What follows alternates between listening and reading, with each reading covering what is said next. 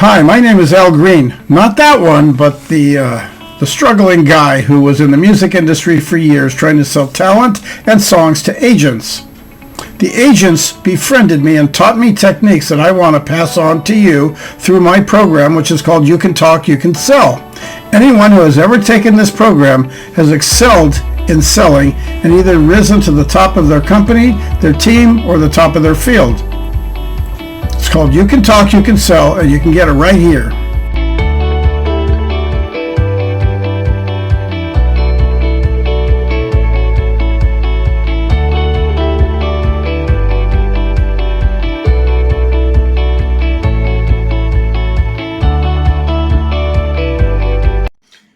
Hey, do you ever notice how your repeat customers feel the most comfortable with you? And by the way, part of the six-figure selling system is the concept that when you are dealing with customers, you're building a rapport. That whole purpose is to make them feel comfortable. Because when people feel comfortable, it not only makes you feel comfortable, but it opens them up to listening to you. And if you're directing the conversation smoothly, you'll be able to bring in elements that they wouldn't even think about and bonuses. Just like I have a bonus for you. Techniques that are so unorthodox, they're outside of the standard rules of selling, and yet they work. Nobody ever talks about these. And you're going to learn them from me. And I have them just for you so that you can learn these. Okay, so here's what we want to do. We want to start today with this very simple lesson. Do you make your customers feel comfortable? Do you know how to do that? Do you need opening dialogues that carry a message like an elevator pitch? Getting the message across smoothly, but holding back and not dumping the whole thing, because if you do, consider it like a movie. It's kind of like you tell a person the ending before they even go through the whole story. There's a reason why you want to take them through the story, because the more story you give them, then the more satisfying the ending is. And that's exactly one of the things that all filmmakers try to strive for. When you're a salesperson, imagine you're pitching something that you created. So let's say you're selling computers or software or services. So for example, I sell consulting services. I have to tell my clients what to expect when they're done with the first session with me. And that goes the same for you. What is the first thing you expect to have happen? Is it that you want to see sales boom and you will be able to be one of the top sales rock stars on your team or in your company or for your business? Having have met people that own businesses that don't even think about whether they're good salespeople. They just go for talking about this wonderful product they have and what it is they have to do. But what makes them so interesting? One of the things is they tell you what they have and what it's going to do for you. And if they take the time to talk to you, they'll find out what kind of problems or challenges do you have. One of the first things you want to do is relax. I'm relaxed today. I'm dressed down. I'm not in a suit because I'm relaxed. Now, when I go see a customer, and if I show up casual, which I can do in my business, not all businesses can, but basically they'll go, okay, so you taking the day off? Yeah, as a matter of fact, I am, and I thought I'd come by and see you since I was in the neighborhood. And they're usually acting like, so what's up? And then I'm going to say, I have something for you I didn't even think about. Part of my aha method. This is something that just came up and I want to share it with you, but I'd like to know if I can make an appointment to come back. And then that way I'm respecting their time. People like to be respected. Remember, one of the things that is the first rule to think about is your first impression. Well, what about your second and third impression? Do they reinforce your first or do they change your first impression? So what is it you want to do to change your first impression? I'm very good at being able to laugh at myself because sure, I make mistakes. And when I was very young, I started a comedy career in writing, but I didn't expect to perform until they asked me to perform. And then when they asked me to perform, I didn't know what to do, so I came across as, let's just say, kind of flat, falling on my face. And then when I went into sales, I didn't want to make that mistake. So I talked about the end product. And it was, at the first time, it was, I can deliver for you something back in the day that cost $300,000. My company can deliver it for about a tenth of that price. And then I usually would get skeptics like, well, how are you going to do that? That can't be done.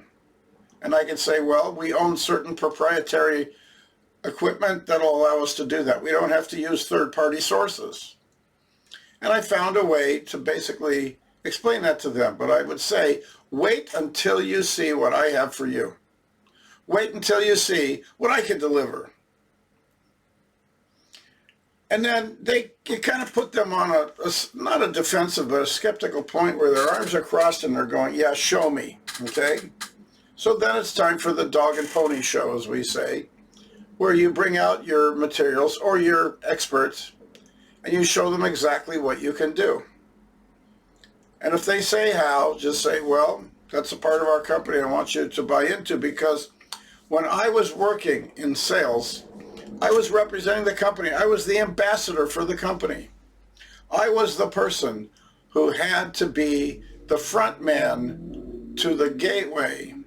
I was the gatekeeper. And I had to get them to want to cross through that gate, which was very, very, very challenging at times.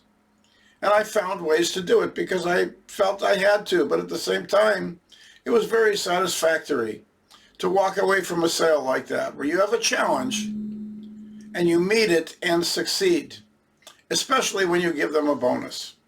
So one of the bonuses that I gave to them was, if you buy this technology, I will personally come out and train your people on how to use it and how to implement it. And they were kind of like, okay, let's see you do that. And I said, okay, how would you do that? And I said, would you like a syllabus to the class I will teach? And then in my syllabus, which I created, I would say, these are the points you're going to learn. And then all the time, I'm showing them step by step, without telling them what the steps are. Just there are steps that you're going to take. I teach that in a six-figure selling system. There are steps you're going to take that are going to totally get you to where you need to go, no matter who you are. And no matter who you are, look at it this way. I've never met a person that couldn't sell if they tried. When I say try, I don't like the word try because it implies you could fail. But what I mean is if they apply themselves, because you do have to do it. You do have to apply yourself.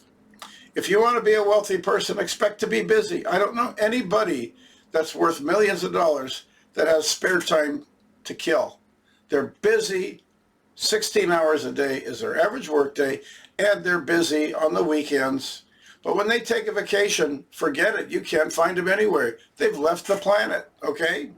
That's how you want to be. But if you want to be a wealthy person, or you want to improve your selling to six figures, which starts at $100,000, then what you're going to do is you're going to be busy. Expect it. It's going to be great too, because that busyness keeps you moving. And one of the keys to moving into a realm of success is that constant motion of moving forward. Think of it like a locomotive. You've got a destination that might be 1,000 miles away. And so the only way you're going to get there is to keep moving, because every time you stop, you're basically got to start up again and continue rolling. Continuing to roll is a lot easier than stopping and starting. That's the whole idea. So what do?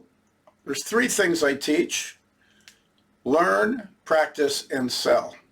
Learning means basically adopting the system that's going to get you to where you want to go. This is not a canned pitch you have to memorize. This is going to be you designing your own way for you. And practice means you're going to find every way possible. I tell people to write out your sales pitch, see how it looks on paper.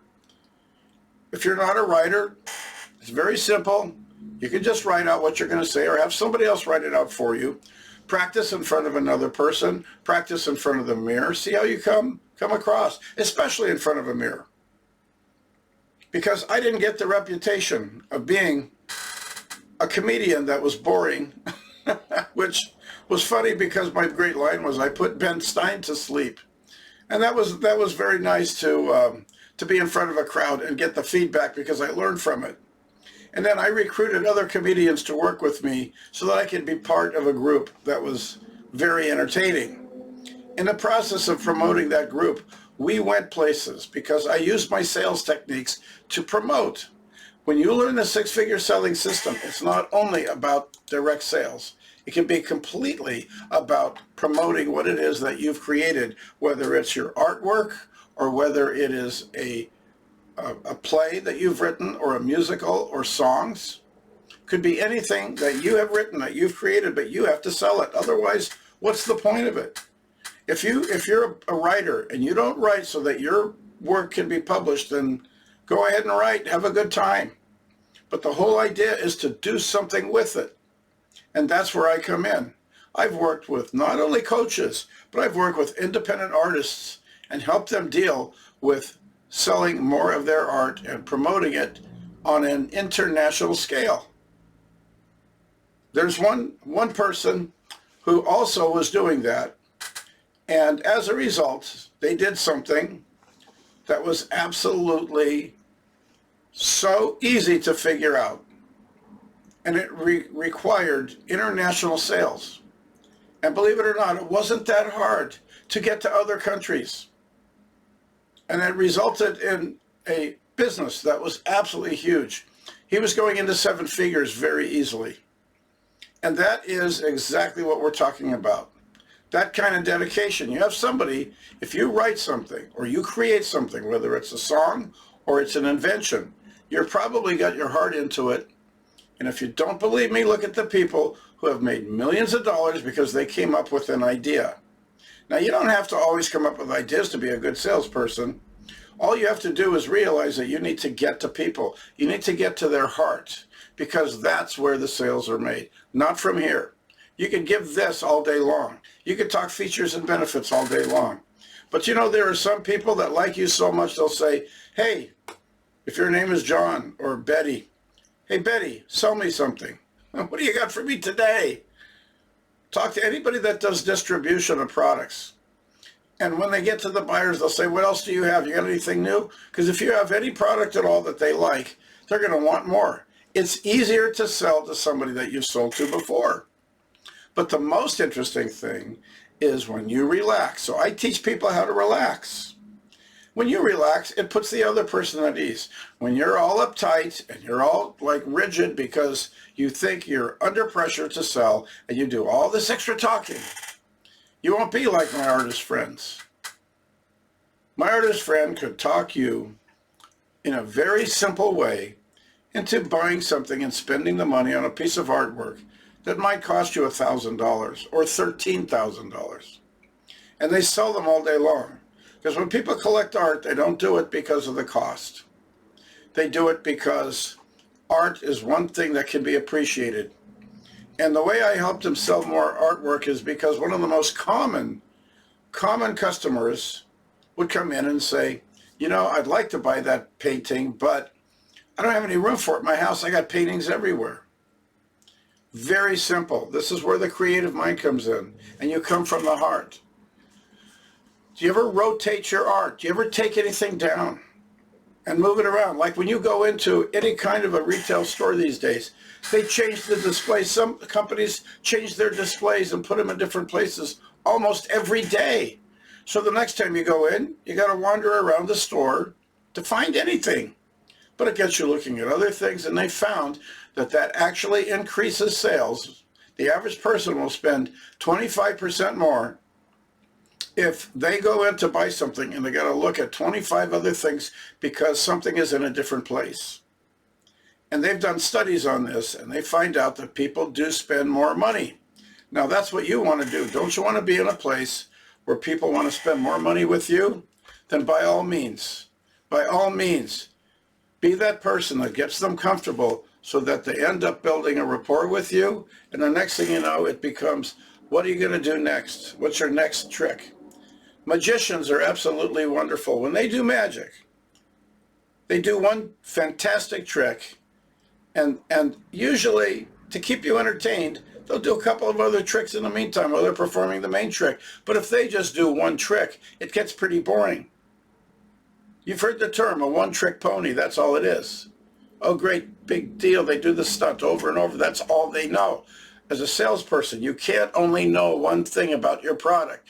It's not only features and benefits, but what bonus are you going to give them? And you can even tell them, I have something for you that's going to blow your mind. If they say, what is it? Say, well, let's get into the details of the products and then I'll show you. And then you involve them that way. And if you are a people person and you can get along with people, you're going to find a boost in your sales. It works every single time. Try it in a 6-figure selling system.